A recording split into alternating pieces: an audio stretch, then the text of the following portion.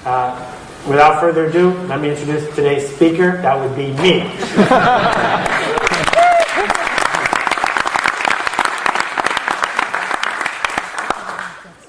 So, there are a lot of things that people who do what I do for a living try to sell in terms of where you're going and what you need and what you want. And it takes a lot of hubris to do that, to stand up and say, I think this will benefit you, I think this is worthwhile. And I'm the first to admit that I'm standing here with a fair amount of hubris saying that. But I have a feeling that I do know what you want, and I think what you want is more. And by more, I mean more sales and more followers and more attention, more people knowing your idea, more faith in the future, more power to make things happen the way you want them to happen, more connections with other people, more, and more. Some of those things are related to business, some of those things are related to culture, but most of all, what people do for a living is they try to grow what they have. So I was thinking about that when I was thinking about a guy I know named Joel Spolsky. I'm in Joel's tribe, and by that I mean that I read Joel's blog. Joel has influenced me in the way I think about software programming, in the way I think about hiring people, in the way I think about how you build a company. So when it came time for me to buy software that would help track bugs in my startup company, there weren't any choices. Joel makes that, I bought it. And I bought it because of the relationship I have with him and because of the fact that over the years, his ideas have influenced me and have connected me with other people who share those ideas. At the other extreme is Jacqueline Novogratz. I'm in her tribe as well. Jacqueline Novogratz is almost single-handedly on a mission to change the way philanthropy works. That she has spent the last 20 years of her life in the developing world rejecting the idea that you can give people aid and magically have the world get better, but instead using know-how and capital from the West to help people help themselves to grow businesses that matter. And what's fascinating is that Jacqueline has done this with no unfair leg up, with no connections, but instead by building a tribe. And then what I want to talk to you about today fits inside that whole spectrum. And what it says is that the world has changed in a great number of ways in the way ideas spread. That those changes are affecting the way every single person grows.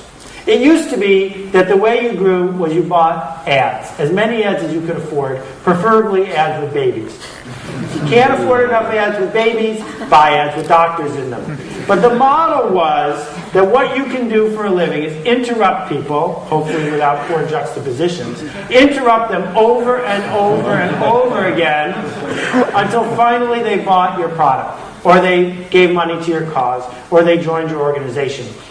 And a key engine of that was television. Right? TV thinking says, I'm a marketer, I have money, I can interrupt whoever I want, whenever I want, as often as I want, until I make enough money to interrupt more people. And the power of this thinking led to an explosion in mass media, particularly TV, which led to an explosion in clutter, which led to more and more and more choices, which led to all of these organizations who spend all their time interrupting as many people as they can to make money doing it by selling ads. And we all grew up with that culture. That's the way we think things are supposed to work. I'm going to grow by interrupting someone who doesn't want to hear from me and make enough money doing it to interrupt more people. That the shorthand version of it is you find exactly the right person, you assault them with an idea, and maybe, just maybe, you'll convert them into someone who is actually a customer. The timeline looks like this. So step one was Charlie the Tuna. Let's figure out something that has nothing to do with the product, put on a show, a jingle, maybe people will buy from us. Step two, let's spam people because we deserve it. It's our job, we have the right.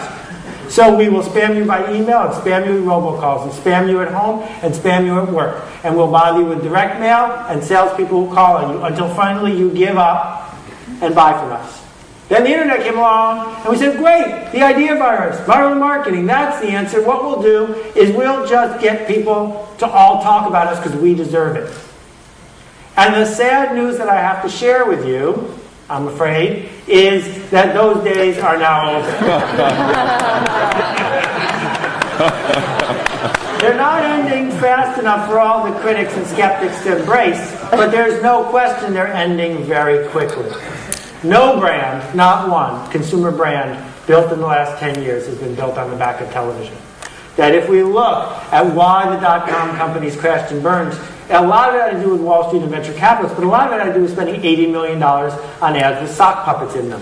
That the idea that you can interrupt your way to success, that's a problem, and it's not really working. So you can panic if you're in the PR business. You can panic if this is what you've built your business on. You can panic if this is how you were selling real estate. Or you can realize that there's good news. The good news is that a much more organic and predictable and scalable and genuine system is showing a resurgence. That the good news is that the other system, which was based on money, is being replaced by a different system, a system that's based on a couple questions. The first question that people ask when they hear about something, an event, a product, an organization is, who else is involved? Where did this come from? Who else is going to be there? And the second question they ask is, who is going to lead us? And that the opportunity, and the thing I'm going to come back to over and over and over again is this. The opportunity is that there's an almost infinite number of tribes that want to be formed, that are forming, groups that people want to join. And there's a dramatic shortage of leaders. And it turns out, if you look at the people who have become leaders, who are successful at leading, the only thing they have in common is that they're leaders. And there's nothing keeping any of you from filling that void. It's not about money, it's not about where you went to school, it's not about where you were born. That in fact, there are other attributes that we're going to go into today that inform whether or not you can pull this off. So what I need to do is explain to you what I mean when I talk about tribes. And what I mean when I talk about markets and selling stuff. I'm going to start with a cartoon from my friend Hugh, which is this. We look at the economy and we say, oh my God, the stock market's down, oh my God, there's a recession. But the fact is that what people have been buying, once they buy food and shelter and healthcare, what they buy is meaning. What they buy is something that makes them feel good. The stuff that people want, as opposed to the stuff that people need, has been the search for meaning. And so when I show you this tribe, the Star Wars tribe, and you see these fully grown adults dressed up as Imperial stormtroopers, you say, what's that about? How much did they get paid to do that? They didn't get paid to do it. They did it because it made them feel good. They did it because they want to belong to a group. Because belonging to a tribe is a fundamental element of being a human being. And during our lifetimes, there have only been 3 big tribes. The reason is because TV and the mass media have drowned out our desire, our ability to join these tribes. So the first one is church, usually one church per town. That's been historic. The second one is work, the tribe we join of the people that we work with. And the third one is community, the people that we live with and near. Those 3 tribes have been constant throughout all human history. But there's billions of other tribes out there, literally billions, that people can and will join. So the shift goes from, how do I yell at people who are carefully targeted, a hunting term, how do I yell at enough people to make me some money to get me an article written to sell a house, versus how do I create these movements so that people naturally and organically find each other and do what they want to do in the first place, which is connect. So the Red Hat ladies are a fine example. You can go almost anywhere in the world and you'll find women of a certain age hanging out at a cafe wearing the red hats. It just seemed to have sprung out of nowhere. But of course it didn't. Someone came up with it and it spread. And why do they do it? They're not paying or getting paid. They do it because of the way it makes them feel.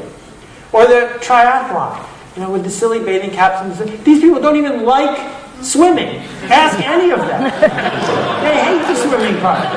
So why exactly do they spend 9 or 11 hours doing it? It's because of the tribe, because of the connection. That what tribes are groups of people who share something in common, a mission, a language, a leader, a movement, someplace they want